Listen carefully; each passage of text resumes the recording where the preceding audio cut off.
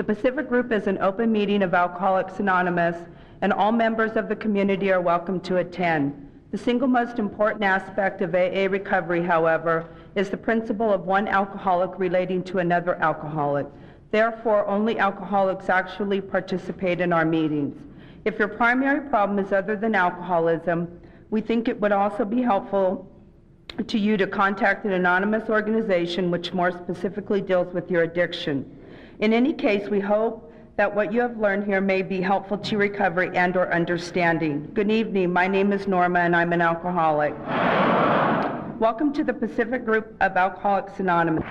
The format of this meeting is 2 10-minute speakers, a coffee break, and a main speaker. Our first 10-minute speaker is Brenda W.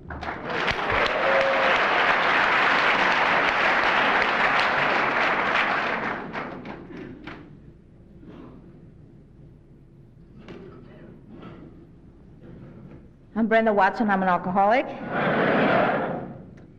And I want to thank Kim for asking me to do this. It's a privilege. And as soon as I stop hyperventilating, I'll start talking. And it's exciting for me to be in front of my home group and to see where I came from and where I'm at today. You know, I came through the doors of Alcoholics Anonymous December 14th of 1986. And I didn't come here because I wanted to, because I liked it. I came here, as Vince likes to say, because I was beaten. I was surrendered. I was done. I didn't know what else to do. And I knew that you came here to stop drinking, you know, and I was willing to turn myself to these gray people with gray hair and thin lips, because that's what they look like to me, you know. But I'll tell you a little bit what it used to be like. I used to drink, and I loved to drink. And I said it Saturday night, you know, my favorite drink was a tall can of English 800. You know, nothing put me right there, and you know where right there is, like a tall can of beer, of English 800 in particular. But unfortunately, that's not the only thing I did, you know. And in the days that I started drinking, I was 17 and a half, 18. I had just arrived in the United States. And I was doomed from the get-go because my maiden name is La Infiesta. And for those of you who speak Spanish, it means the in party. And I had one thing in my mind from very early on, and that was to party, and at all cost. And I love to party, and I love to drink, and I learned about consequences right away. You know, I knew that, you know, I was going to get a hangover.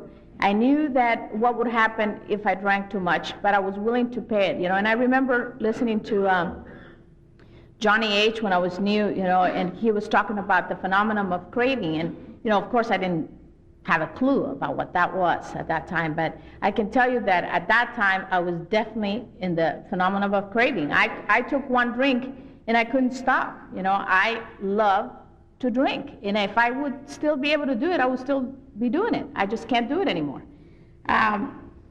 Somewhere around 1985, I got arrested by the Santa Monica police, and I got sentenced, and I mean sentenced. I remember being brought in front of a judge, and the judge said, you know, I'm going to sentence you to 6 Alcoholics Anonymous meetings. And I remember raising my hand and saying, you know, excuse me, but, you know, I am really not an alcoholic. And the lawyer just nailed me. He said, shut up, he's going to give you more if you keep talking. And I thought, oh, I will be quiet, because 6 was bad enough, you know. 6 was really bad. And I remember going to the Solana Club in the West Side, and I sat right up front, and I looked at the steps, and I thought, how nice for them. You know, if I looked like that, I would really stop drinking, because there was a guy that got up to the podium, you know, and he had a bunch of tattoos, you know, and he said, you know, my name is Bill, and I'm an alcoholic, and my life is miserable. And I thought, yeah, and go have a cocktail, you know.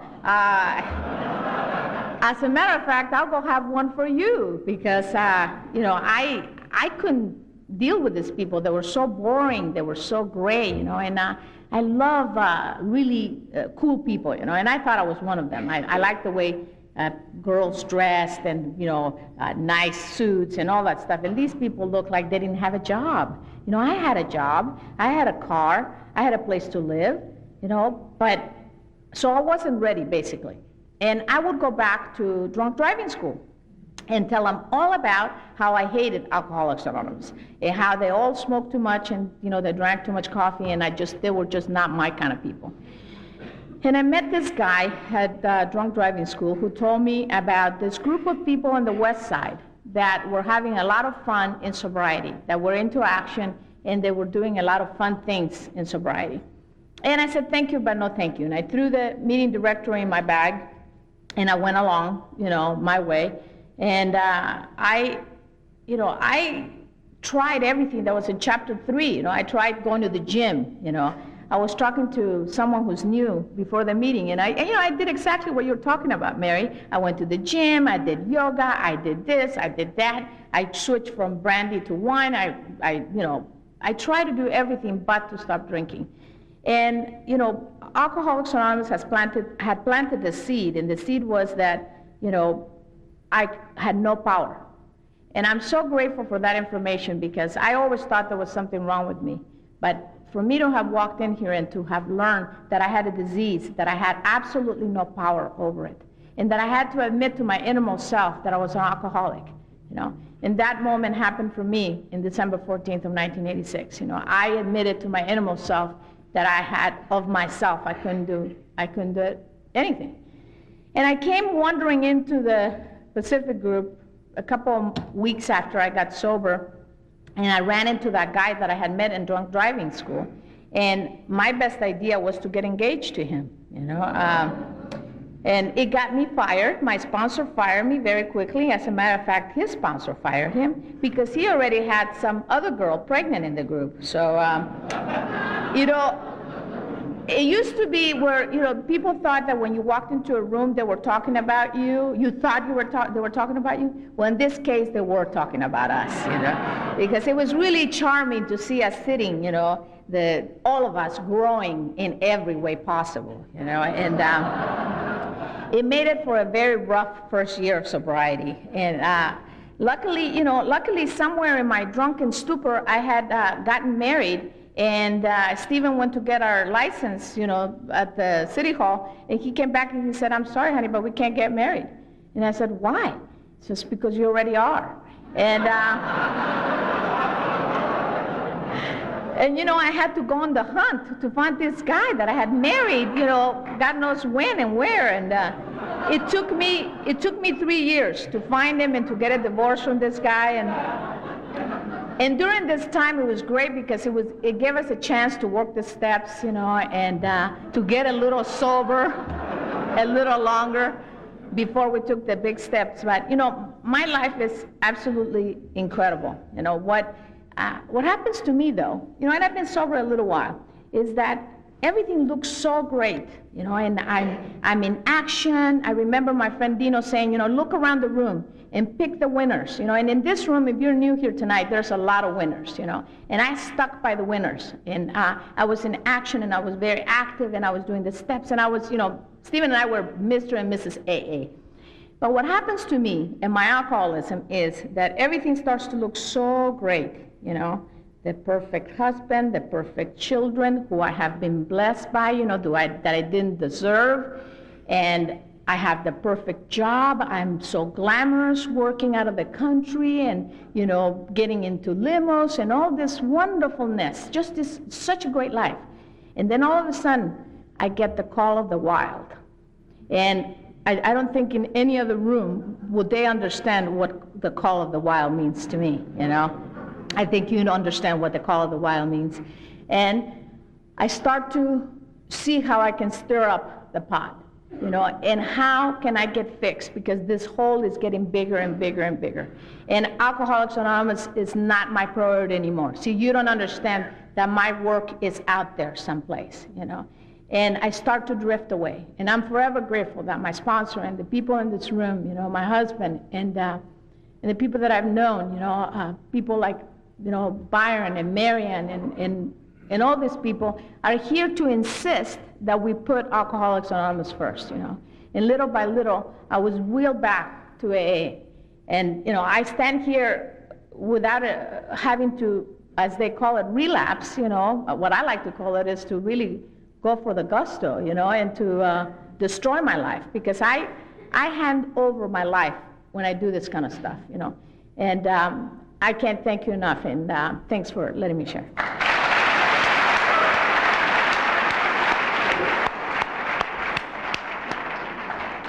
Our second 10-minute speaker is Morgan D.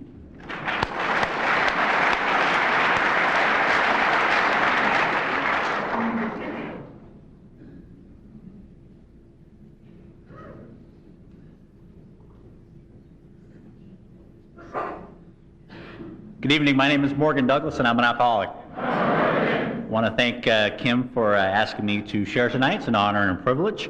I had the privilege of actually being witness to the courtship of Kim and Kenny after a watch one night many, many moons ago, and we've been in each other's lives ever since playing softball, and I want to thank her again for asking me to speak tonight. If you're new, I want to welcome you if you're new. When I was new, I just didn't know what the heck was going on, and but I knew that there's something magical and powerful going on in these meetings, and for the first time in my life, I identified. Growing up, I always felt different, always felt afraid.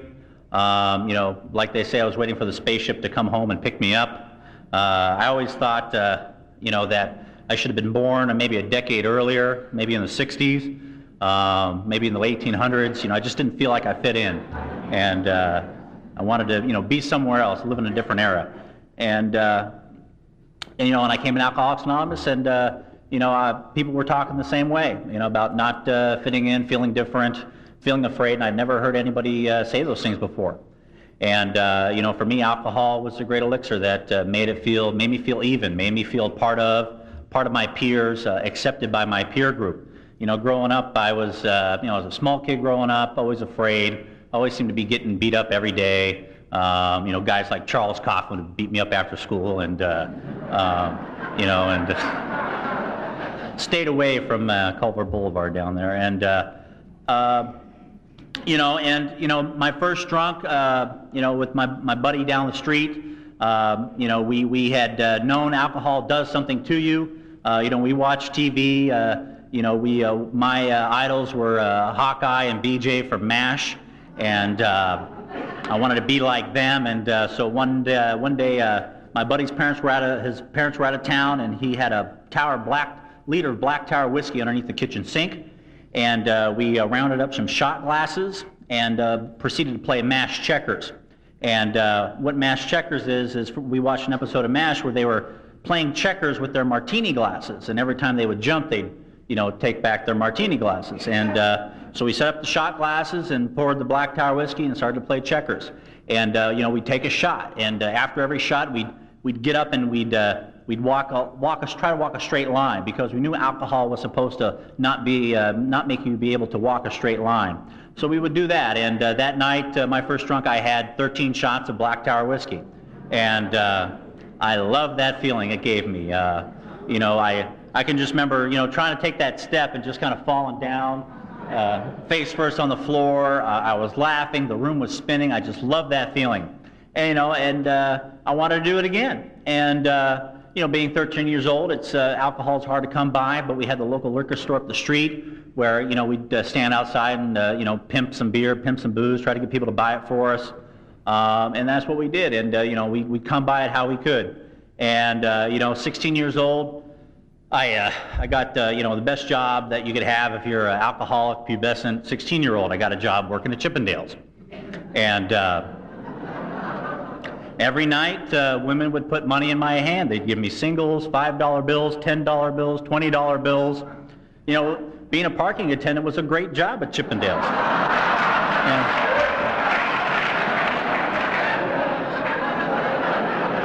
And my alcoholism really took off from there. It was high school, people didn't accept me. I was like one of five, back in the 80s, New Wave was in. I was one of 5 New Wave kids in the high school, predominantly of, skinheads and heavy metal guys. And So, I come to Chippendales and people are drinking, and for the first time, I'm accepted. They're like, "Hey, Morgan, welcome. You're a good kid. Here, have a booze. Have some drinks." And there were beautiful women there, and it was just great. And my drinking really progressed. They allowed me to come in the club on my nights off. I'm 16, 17 years old, and I'm hanging out with 21s and above, and just getting drunk every night. And at that club too, part of my story got me to Alcoholics Anonymous. I started a little business in the parking lot selling cocaine, and we were the holders, and the maitre d' was the middleman, and it was great. And for a while, and so that's my life progressively went downhill since after that. And at 19 years old, a daily routine for me working there, as I'd get up about noontime, go try to get drunk, get whatever. I'd start work at the club at about 5:30, and I had my fake ID by that time. I'd pick up either 12-pack of beer if it was summertime, or a fifth of whiskey or tequila if it was wintertime, just depended on the weather. And I'd drink that all night. 9 o'clock we'd have a break. I'd get some more. 12 o'clock would come, it'd slow down, we'd get some more. And 1:55 a.m. we're running down to 7-Eleven before 2 o'clock call and get some more beer. And and then just go home at 5 o'clock in the morning, keep drinking, pass out, wake up about 3 o'clock, do it all over again. And that was just day after day after day. And I knew part of me was saying, I really need to stop this. I really need to stop doing this. I'm going to kill myself. But on the other hand, there's another part of me saying, if I do stop, I'm going to kill myself. I'm going to die if I stop, and I'm going to die if I don't. And I was stuck in that dilemma. And what happened was our dealer was good friends with my dealer's girlfriend was friends with my ex-girlfriend, and they got to chatting, and my mom got a call from my ex-girlfriend saying, do you know the business endeavors Morgan's doing? And she said, no, I didn't know. And so I walk in, and my mom's like, well, what's this all about? What are you going to do? And part of me, the heat was on, so I said, well, let's get help. And so I tried going to outpatient program a couple nights a week. They were doing diagrams and videos, Father Cherry Chalk Talk, and charts and graphs and bell curves, and and they mentioned these things called steps. And he said, okay, you're going to do these step things, but not quite yet. You just once you go to some meeting over here, and I didn't know what a meeting was. I had no desire to do that, and I was still just going back to the club at night, getting drunk, drinking more, doing it all over again.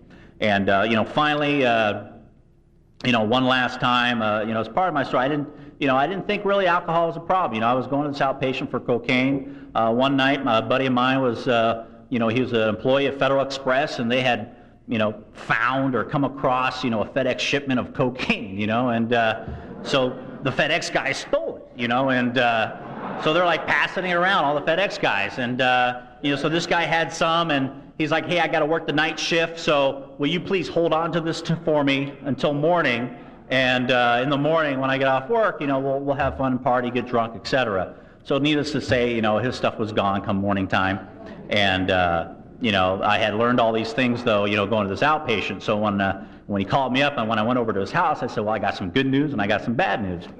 I said, the bad news is your stuff's all gone. The good news is, though, I think I'm powerless. And so, a couple days later, I'm drinking more still, and I'm going down this outpatient, and I'm just like, I don't want to go. This thing's a waste of time. And basically what happened was, they sent me off to a 30-day program. They said, okay, enough's enough. They shipped me off for 30 days, and then I got introduced to Alcoholics Anonymous. And, it's been a great life in Alcoholics Anonymous. If you're new, what happened for me was, like I said before, I identified for the first time with what people were saying. So if you're new, try not to listen for the dissimilarities, listen for the similarities. And if you're new, get a sponsor. I've been blessed to have, two great sponsors in my sobriety. Steve Z was my first sponsor, and he got me marching in the group, got me involved with the activities and what we do around here, doing the deal. And about 6 years sobriety, I got Byron as my sponsor, and he's helped develop my life tremendously since then. And I've become this great human being as a result of Alcoholics Anonymous. I got married, I've had a son. I've been to finance class. My finances got wrecked in Alcoholics Anonymous, and Vince Joe and the finance class straightened them out. And, I've just done the deal here. And, I've been very active and very busy. My head's a bad place to be in. So I recommend, definitely getting active. Sean and I, we've been doing this golf tournament for about 15 years, and it keeps me busy about 9 months out of the year, so I only got 3 months to worry about. And, the other 3 months I worry about working some other stuff. So, if you're new again, I want to remind you, please just stay here, do what we do here. Again, thanks, Kim, for allowing me to share. Thank you very much.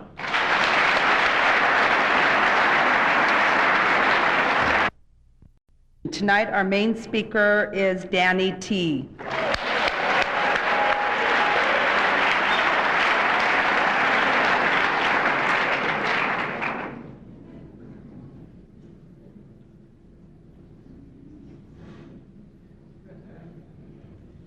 My name's Danny. I'm an alcoholic. Wow.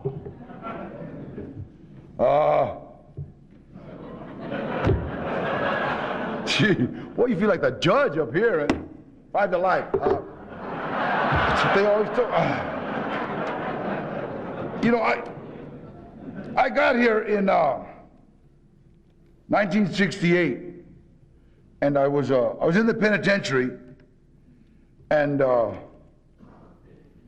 wait, that's a lie. I got here the first time, 1965, and I was in the penitentiary, and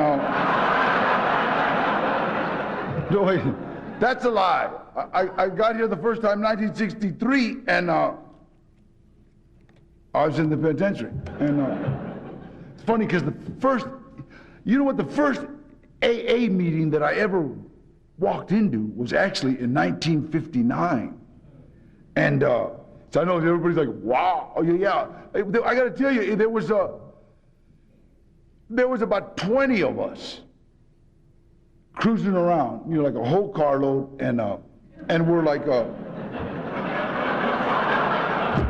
we're driving around a neighborhood, my neighborhood, Pacoima. We're looking for parties to crash, and in 1959, and we seen about 30 cars in front of this old house, and it was right on the corner of Van Nuys Boulevard and Lev Street. Now, Pacoima, that was the murder capital of the world at that time, and it's amazing for somebody to have a party, or they had a lot of parties, or a baptismal, a lot of baptismals in that area, or barbecues, a lot of barbecues, quinceañeras, a lot of a bar. No, not in that neighborhood.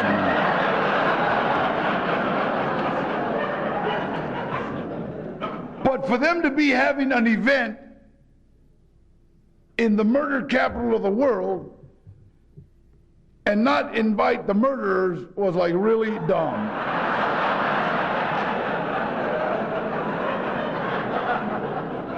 So we stopped the car, went to the trunk of the car to get the tools necessary to crash parties. We got tire irons, pieces of pipe, bumper jacks, hammers. I had a case of beer, 3 bottles of wine, a half pint of whiskey, and I was already loaded on Red Devils. We kicked in the front. You have to kick in the front door, because when you crash a party, you can't lock the door and call the cops. So we kicked in the front door, and everybody rushed in, and we're standing there, and the first thing we saw was a big sign that said, "We care."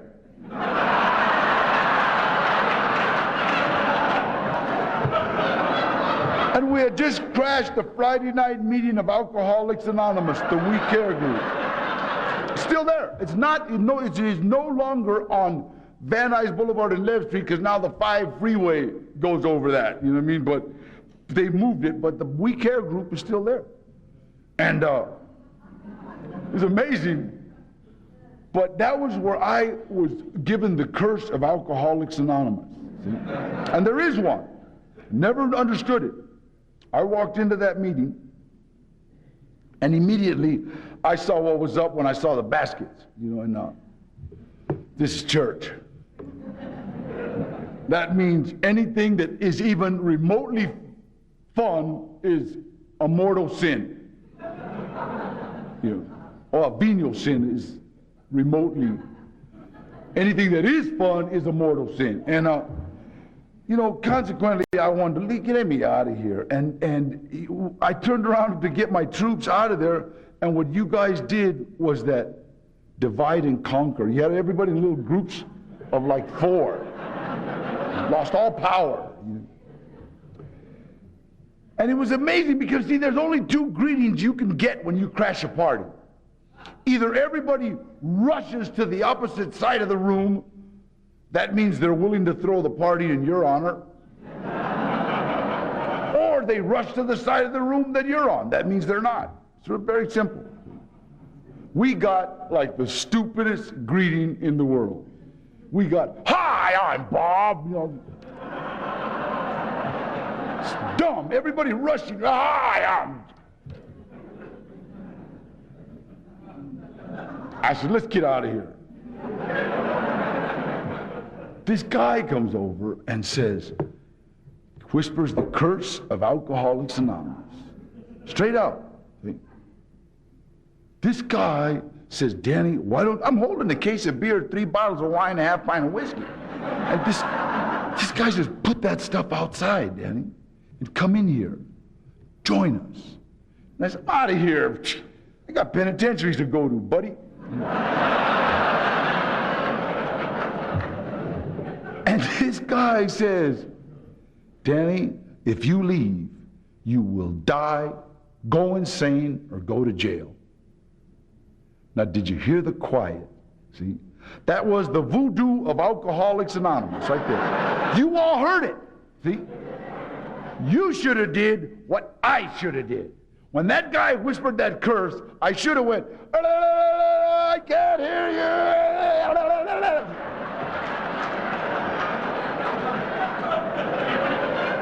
I didn't do it. And neither did you. So, the most profound thing that anybody has ever told me on this program was that if I leave, I will die, go insane, or go to jail. And believe me, every time I left, pow, I'm in jail. And it's amazing when you see those lights behind you. Boom, boom. Those lights are actually timed. Look at them. They go, die, go insane, go to jail. Die, go insane, go to jail. Die, go insane, go to jail. They do. Damn.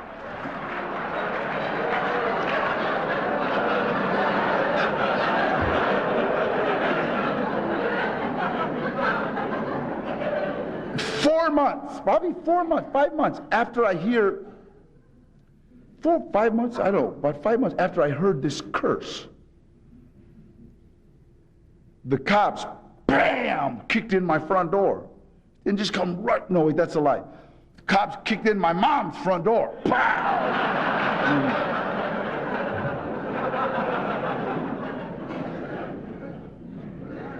I got sent away for a while, got out, and amazing. Got arrested again in 1962. I was in the California Youth Authority. And I had this guy there, his name is Frank Russo, this friend of mine, Frank Russo. And I say that because he told me never to mention his name. And this guy invites me to this meeting. He says, "Come on, Dan, you want to go to A?" And you understand, I'm a journeyman convict. There's no way, journeyman convicts don't go to meetings. And he says, "Danny, there's going to be coffee and cake." Excuse me. You're talking to a journeyman convict. I got people bringing me steak sandwiches. I said, "Yeah, but Danny, they give cigarettes." Excuse me, journeyman convict here. I got cartons of cigarettes. "Danny, there's going to be some women," huh? And being in prison, it's real women? No, no. I'm sorry. He goes, yeah, no, we got...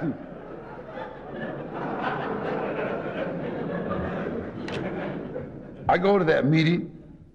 I said, where do I sign? And I signed, the worst thing in the world you want to do I forget, I signed the list. So you see, I got on, oh yeah, I signed the list. And when you sign the list, it's not like, I want to go to AA to see the women. It says, I have an alcoholic problem. I would like to sign up for Alcoholics Anonymous. That in turn goes into your jacket. Your jacket follows you everywhere you go. Oops. So I go to the first meeting. It's funny because I met a guy that I absolutely love, Johnny Harris, and he's here. I remember when he saw me coming, he goes, oh, God.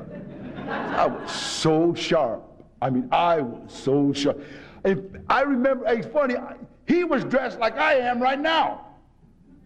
And I was in state blues, or I forgot, I don't know, I was sharp. Whatever it was, I was sharp. And he was just like, oh, he knew that the balls on my feet tickled me when I walked. I was so cool. He knew it. And he says, Danny, I hate to tell you this, but the only thing that's going to beat you to the penitentiary are the headlights on the bus. See?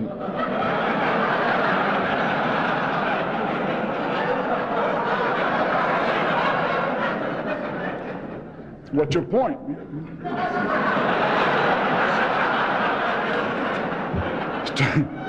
Trying to tell me, yeah, I remember when, he said, why don't you, but I went there for the girls, because I remember the following week, Frank says, hey, Daddy, are you going to the meeting? And I said, are there going to be girls?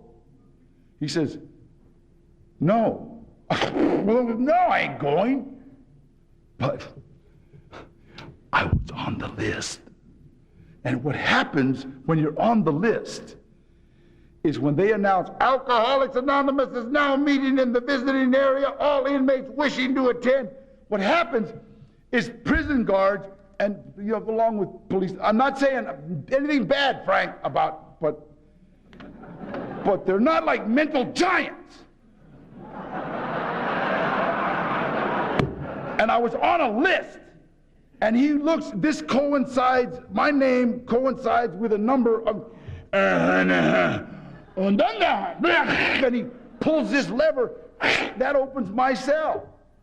And I lean out and I go, hey, I don't wish to go.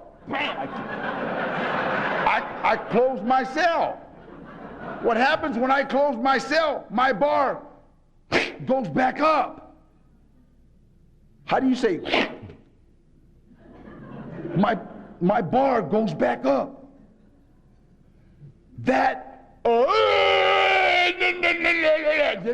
He gets mad at that.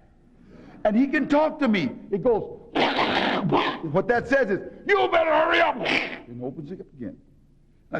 I don't feel good. And I close the door.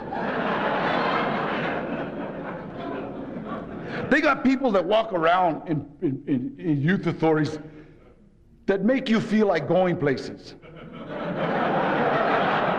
And one of them just happened to be going by, oh, I feel like going, and I went. I ran into a guy named Eddie Cochran. And Johnny used to bring these guys, oh God, some hilarious. They laugh at ourselves. Because it's funny. People would talk about, hey, we're all showering with 50 guys, and everybody's like, ha ha. What's so funny about that? I don't. Yeah. And so it's like Alcoholics Anonymous made me like laugh at myself in prison. See? And then when I got out, I remember Johnny saying, Danny, why don't you give yourself a break? And I'm like, I'm so ready to run. It's unbelievable. To show you, I bought 2 short dogs. I'm not an alcoholic. I bought 2 short dogs at the bus depot. They took me to the bus depot to drop you off, and then you're waiting for the Greyhound. I got 2. Not an alcoholic. I'm just going to socially drink on the bus. It's against the law to drink on the bus. And I'm just going to ride home, just for the ride home.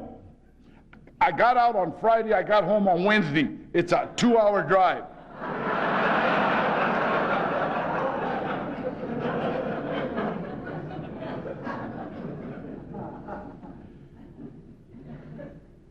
And needless to say, 100 days later, handcuff, come on out, we have a house, all that, die, go insane, go to jail. Die, go insane, go to jail. They told me that was going to happen. See? And if you're new, I'm telling you that's going to happen. Do you understand? They say, I know they're not supposed to, take people's inventory. If you leave this program, you will die, go insane, go to jail. Period. In the 35 years that I've been clean and sober, nobody has left and called me up and said, hey, Dan, I am having a great time out here. Dan, wait, listen, I'm drinking a little socially, doing a little, but you know what? My kids love me. I'm buying them all big wheels for Christmas. Hey, I'm getting my 16-year-old a car. Life's good. Nobody. Everybody that has left this program, what happened? I get calls, 1:30 in the morning. Oh, God, Dad, I can't do it no more. She's left me, they've left me, I'm in jail, can you bail? No! I'm not the best person in the world to call if you slip. I used to get mad at people that slipped. I'm telling you. People would slip. God, I slipped on Wednesday, on Tuesday, but thank God I could make it back for the Wednesday meeting. Shut up! I slipped in 59, got out in 62. Slipped again in 62, got out in 65. Slipped again in 65, got out in 1969. Did not want to slip no more. In 1968, I understood and I was getting out of prison. I remember when I was getting out of prison in 1969, I said, why? I've been going to AA for a year. I've been clean for a year. Why do I want to leave this place? Go out, play that game with my parole officer. No. Yeah, test me. I'm clean. I don't care. All that crap. You know what I mean? Shut up. Give me your money. All that. Do the whole thing. End up right where I'm at. Why don't I just stay? So help me God. Wait, you know what? So help me God, I heard Johnny Harris say, why don't you give yourself a break and join us? And I heard that in 1963 when he said it. And I heard it as plain, like if he was in my cell. Why don't you give yourself a break and join us? See? I got out, I called that Frank Russo.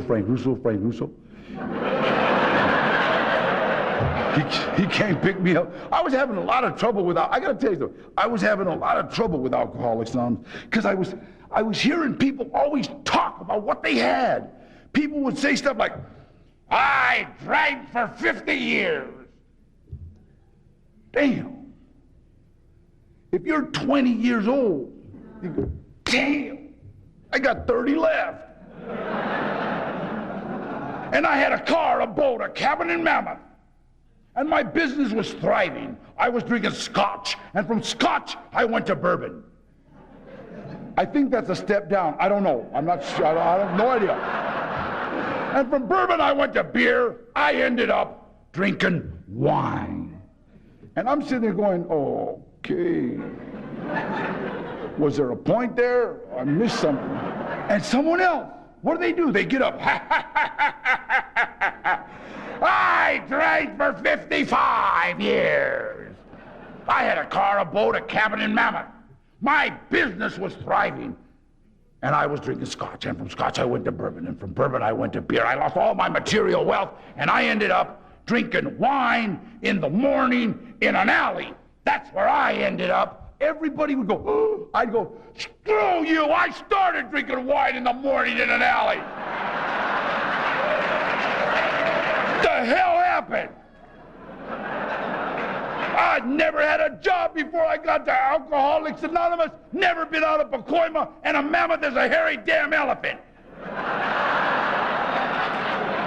I used to pull people outside and say, shut up. I was having so much trouble in Alcoholics Anonymous because the way people burned me for everything. And I went to this guy named Sam Harding, and he was a big old hillbilly. He did about 13 in Vacaville for killing some dude. And I said, Sam, what is wrong with me, man? I'm having all this crap. And I'm still having a lot of problems with people. And I remember playing it. Well, then, say, hillbilly. Well, then, what's wrong with you is you're not a nice person.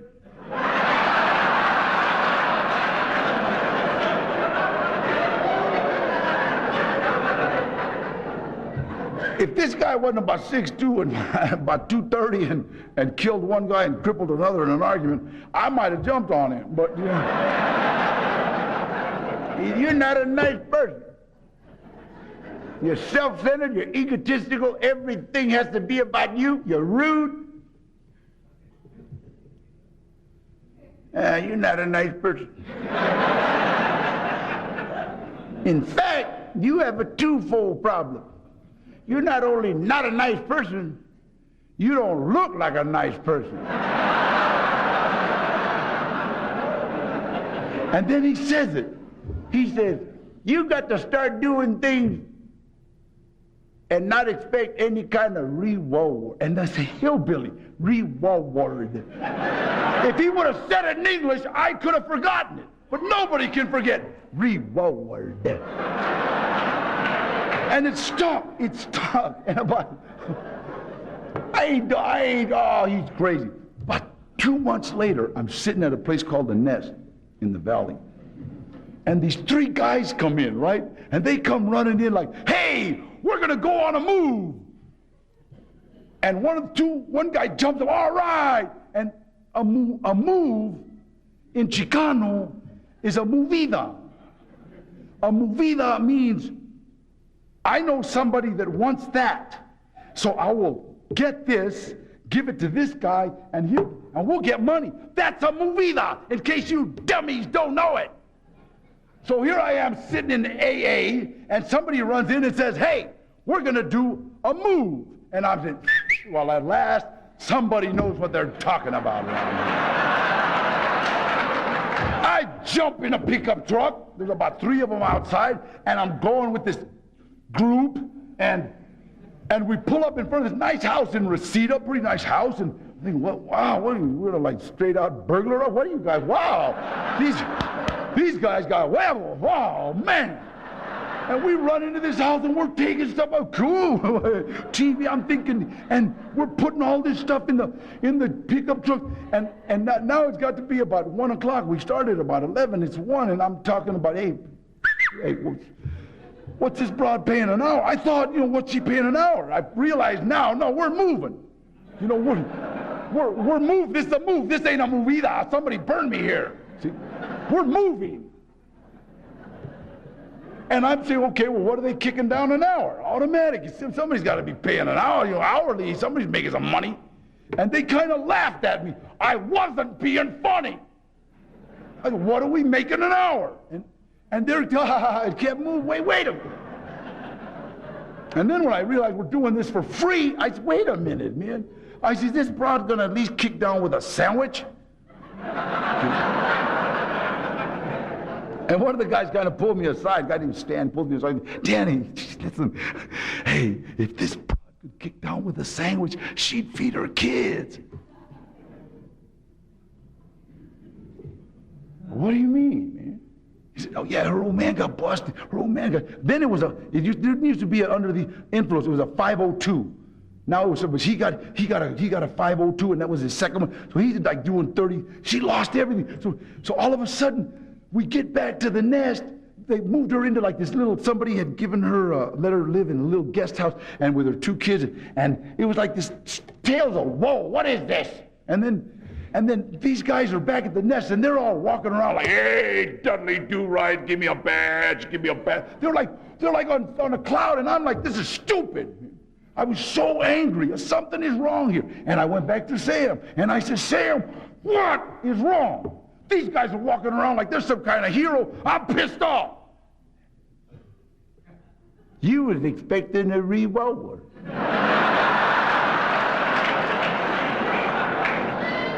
And then what does he say? He says, it would have never been enough If she gave you a sandwich, it would have been the wrong kind. If she gave you money, it wouldn't have been enough. The reward was in the doing. You'll find that out if you stay with us. And when he said that, it was kind of like, you mean there's a chance I might not? You see? Attitude. I want the world to change. It changes with my attitude. Mine. And I started watching people. I started watching these people be of service and stuff. And I couldn't. I'm sorry. I wasn't one of those people. I wasn't. I hated them guys.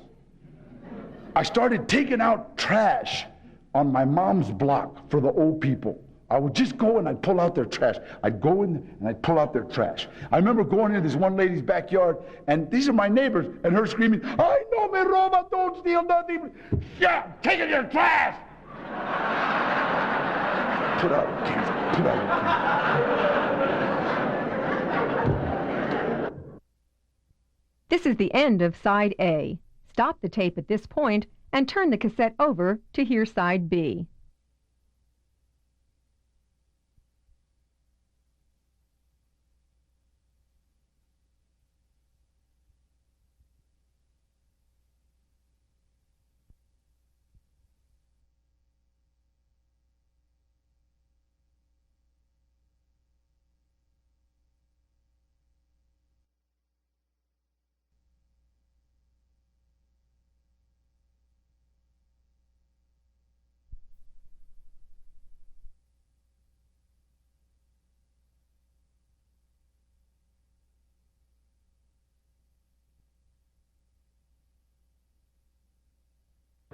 And that's how I started doing.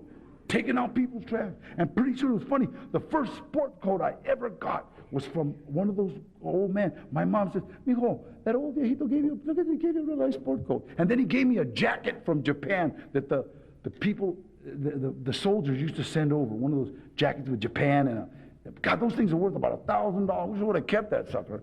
But, and all of a sudden, these rewards started coming in that I didn't ask for. See? And I started understanding what you people were talking about. Wow, it's about doing stuff. It's about becoming a better person. That's what this is. I can't stay the guy I was and stay clean and sober. There's no way. There is no way. Everything good that has happened to me on this program has happened as a direct result of helping someone else. Everything. Absolute. I started a career. I went on a 12-step call. Kid calls me up. I feel like using. You mean you haven't? I usually get calls from bars at like 10 to 2. Hey, I need a meeting. No. Give me the address, because you need an ass whipping for calling me, you damn. I'm not a good person to call if you're loaded, I'm telling you. Don't ever call me tweaking from your closet, because I'll get you. I've had it, people. Danny, wait, I got to talk. I can. Shh. Be real quiet, because I went by your house, and they really are out there. I swear to God. Oh, shit. And then I'll call you back in about 20 minutes going, call me. Ain't my fault you got loaded. Not my fault you got drunk. Here's this kid calls me, I feel like getting loaded. Whoa, that's like God. Whoa, God, you picked me. Whoa, hey, go. You mean you haven't got loaded? No, but there's a lot of blow at my job. Come on over. I can't, I'm working. What do you want me to do? Can you come down here and just hang out with me? And I figured I was going to go down to his work, hang out in the parking lot. He was going to come out for a break. We were going to smoke cigarettes, drink coffee. He was going to go back in. Everybody's going to think we were gay. And then, no, it's okay. Who cares? And it was okay. And then I would either wait for a break or I'd go home. And instead, I walk on a movie set, a runaway train. Do you understand? This guy was a PA on a movie. I walk onto this movie. I go, wow, the cutest thing you've ever seen in your life. All these kids were dressed like convicts, all of them. All had fake tattoos. All of them. They all had these fake tattoos on, right? And I kept going, I'm sorry, that's smears. And they're all trying to be so hard. Hey, your mother's mother. And I'm going, oh, wow. You are really, yeah, you would definitely be somebody's wife. You know, just, I'm making fun of everybody. I'm having a blast. And this guy comes up and says, hey, do you want to be in a movie? And I said, what do I got to do? He says, can you act like a convict?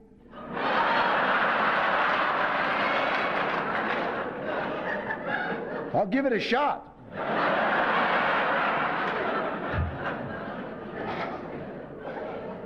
And all of a sudden they give me those blue pants. I wear them well. Those state issue just kind of drapes on me. There's some of us that just have a kind of body that you just look cool in them. And then they give me a shirt. And when they give me a shirt, I take off my shirt. Now I have this tattoo on my chest that it doesn't say I love America. And it doesn't say mother. Do you understand? What it says is penitentiary. The minute you see one like that, he was in the pen. And this guy goes, here, wait a minute.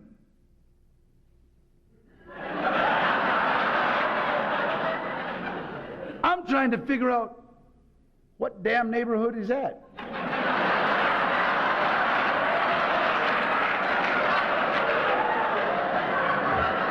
This other guy comes over and says, hey, you're Danny Trejo. I said, yeah, you're Eddie Bunker. We started talking. He says, what are you doing here, Eddie? He said, I wrote the screenplay. We were in the pen together. He said, Danny, I saw you fight up in Quinton. I said, yeah. He goes, hey, do you want a job? We need somebody to train one of the actors how to box. And I said, yeah. They kicking down $50 because they were going to give me $50 for acting like a convict. He goes, they'll give you $3.20 a day. I said, how bad do you want him beat up?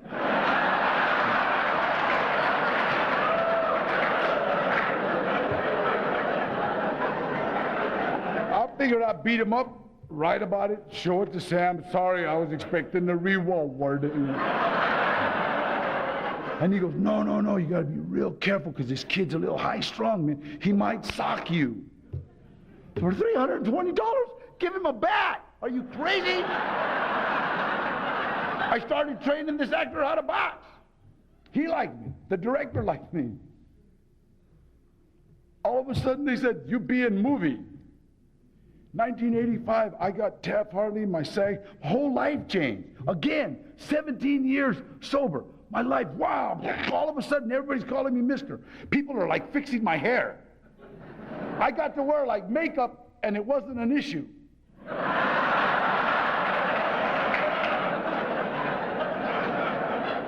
So funny. It is so funny. When you first start acting and they put makeup on you, you're like, yeah, okay, cool. Yeah, all right. You're looking around, see if any. Hour and a half later. Hey, am I shiny? Do you want to check this? What is that? Yeah, both of you. Yeah, come both of you.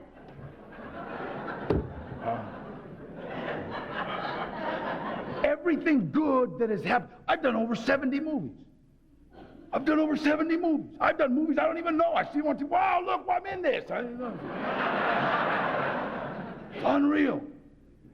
Everything good that has happened in my life has happened as a direct result of helping somebody else. Period. I remember I was at the Hole in the Sky. This guy lost his speaker, and he called me, Daddy, please, I'm home. That's where I met my wife.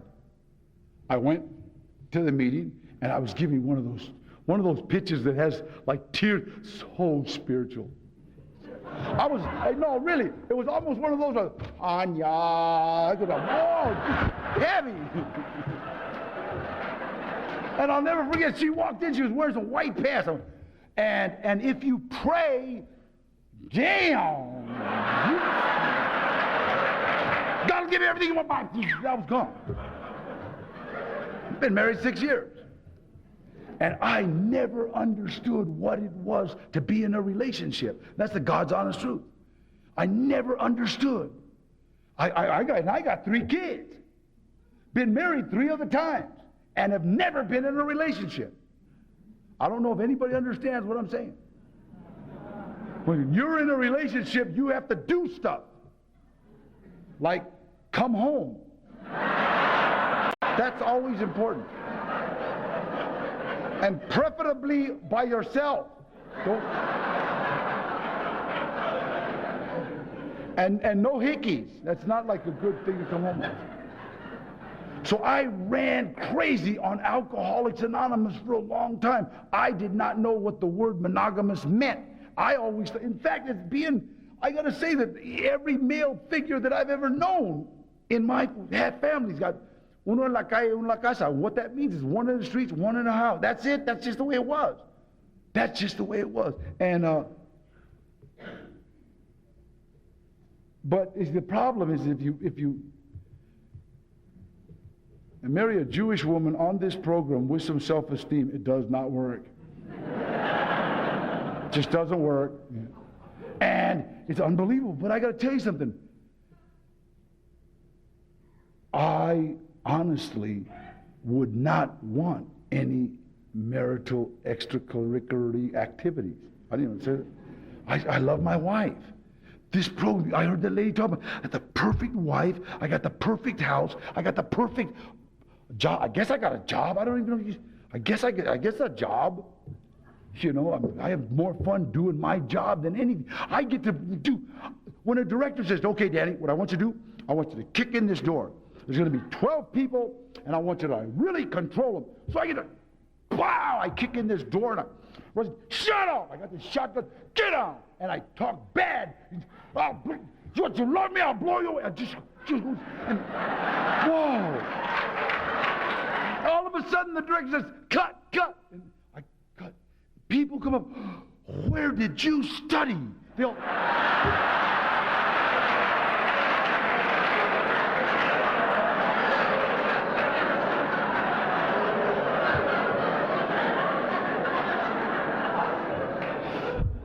Thrifties,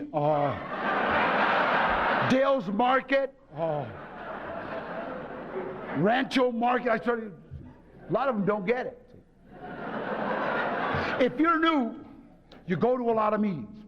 If you're new, you go to a lot of meetings.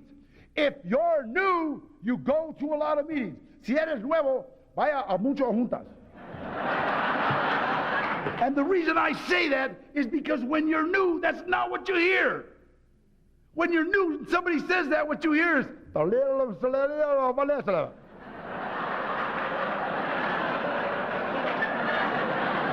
and naturally, we're so dumb, we're sitting next to someone else that's new. What did he say? Something about his kids, I don't know.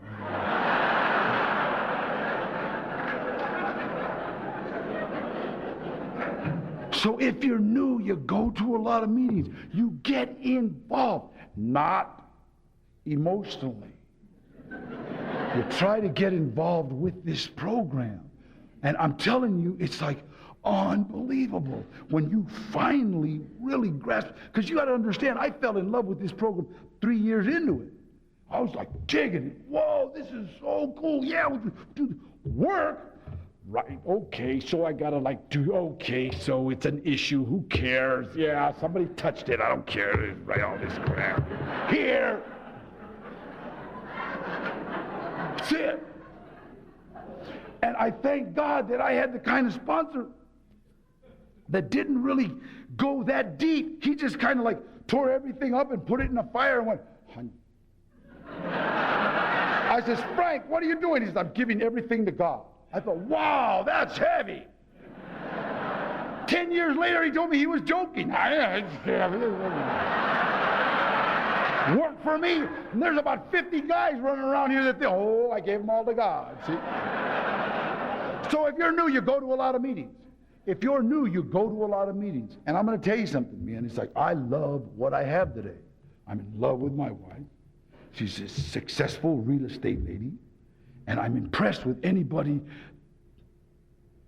that can do paperwork. I mean, I'm sorry. You're looking at somebody that didn't even make student. You know, it's like I wasn't good in school. I didn't get along well with others. I was a maniac. And when I came out, what you people did was show me how to live amongst others. Not even, because it wasn't even like living in a free society. It didn't matter, because locked up, I didn't do well. I just got more time. So if you're new, go to a lot of meetings. And it's a promise. Good things will come to pass. God bless you, and thank you very, very much.